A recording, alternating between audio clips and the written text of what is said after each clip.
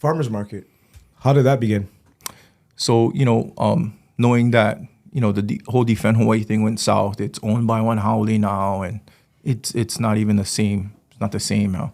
I was like, okay, well, I'm going to try to do this. I'm pretty good at it. I like drawing, and, I got a knack for it. So, I was designing some stuff. I came up with this logo.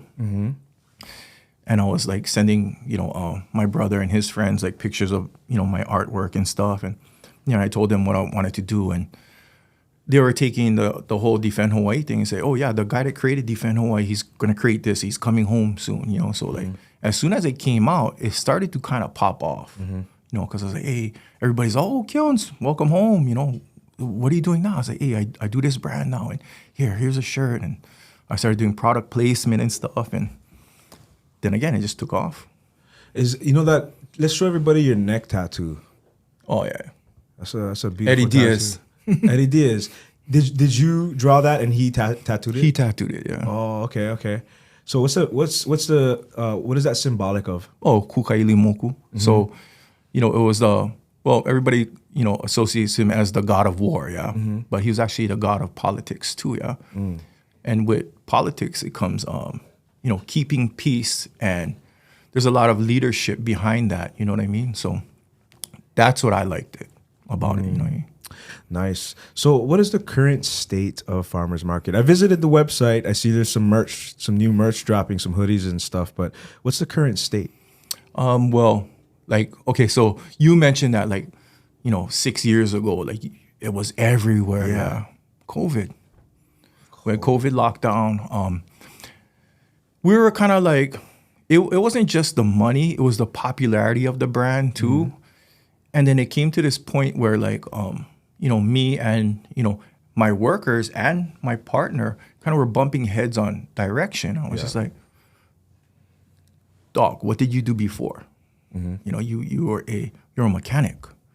This is my thing. Let's just come on, man. I don't want to fight with you about releases, about capsules. I don't want, you break the capsule up and sell it, because he was a turn and burn guy. Yeah. He's like, oh, let's make money.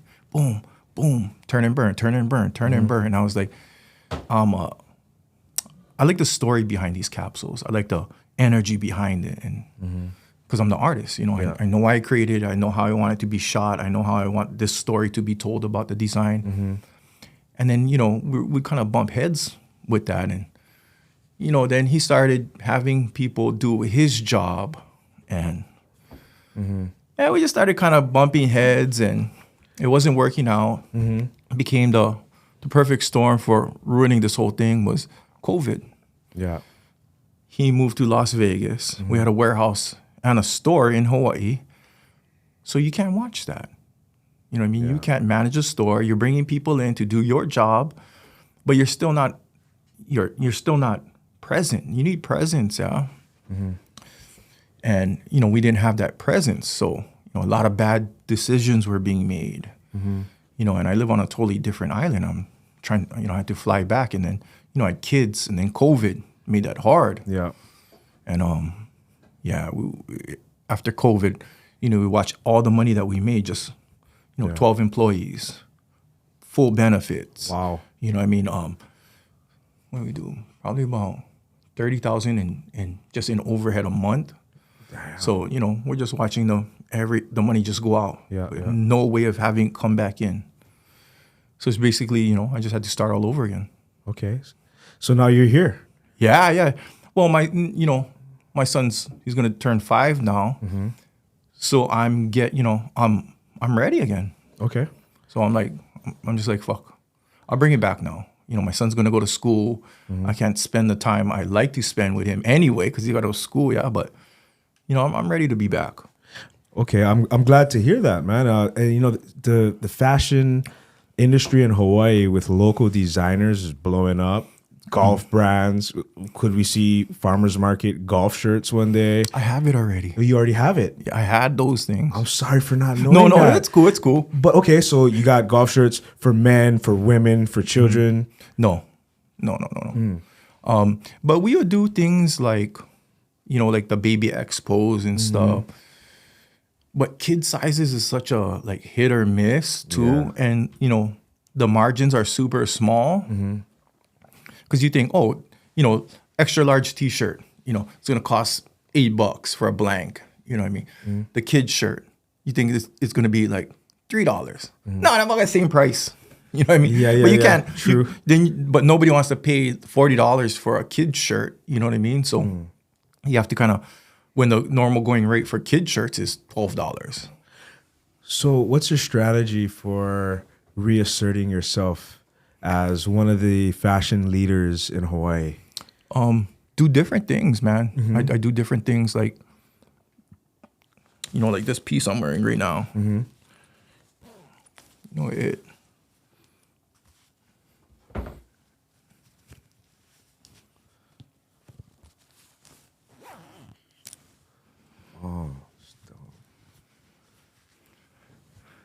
know what I mean? Like, and that's what's fun to me. You know what I mean? Dope. Seeing, you know, like taking products that other people do and then kind of building on it. You know what I mean? And then giving it, you know, my own twist or some kind of Hawaiian involvement or inspo and kind of bringing it together. Wow, I like that person. I like the personality of this hoodie, which you must be hot as hell in right now. No, I was actually cold because everywhere we go, bro, that AC is blasting. Yeah. Oh, you blasted. That's me too, bro. Yeah, bro. No, but it's dope as hell. And then you know, it does get cold certain times of the year, and you'll see me rocking hoodies too. I got a dad bod, now, so I just rock the fucking hoodie, bro. I'm not diesel like you guys, bro. Nah, no way, bro. You guys are in great shape, bro. Hey, 41 years old. It takes so much to just maintain this, and I see my tummy slipping away all the time, and people let me know too. But so I do want to talk about AI because I did see a sick ass video that you made. My brother's heavily into AI as well. The possibilities with that are endless, and I can almost guarantee that somehow AI is going to be incorporated, if not already, into farmers market. But I saw the video of you and your father. That was your dad. Yeah, and that was a picture. That was a picture that you turned in. Can you tell us a little bit about that process? Yeah, so I took the picture. You know, I dragged into Lightroom, adjusted some of the levels and the contrast to kind of bring out more of the features, just to make it so when you do drag it into AI. That it can catch the features and it looks realistic. You know what I mean? So I was animating and you just type in the prompts, bro, what you want them to do. And so it's trial and error. So sometimes you'll get 1 out of 20 tries. You know what I mean? So I would take the best ones. Then I do editing too, videography too. So I'd take my best clips, I create them in AI, put them in a folder, then I'd throw them on a timeline and kind of edit them on a timeline and make them sync up and match. And I take up sometimes maybe the fingers always go weird. Fingers go weird. The mouth goes weird. So, I'd redo a clip several times and then I'd cut it and then take the one that didn't and you kind of just piece it together. Yeah. That's how I remember, I think, correct me if I'm wrong, but you said something, I don't know if it's a good or bad thing that I'm doing this, but how did it make you feel to see your dad moving? You feel weird. I get sad too.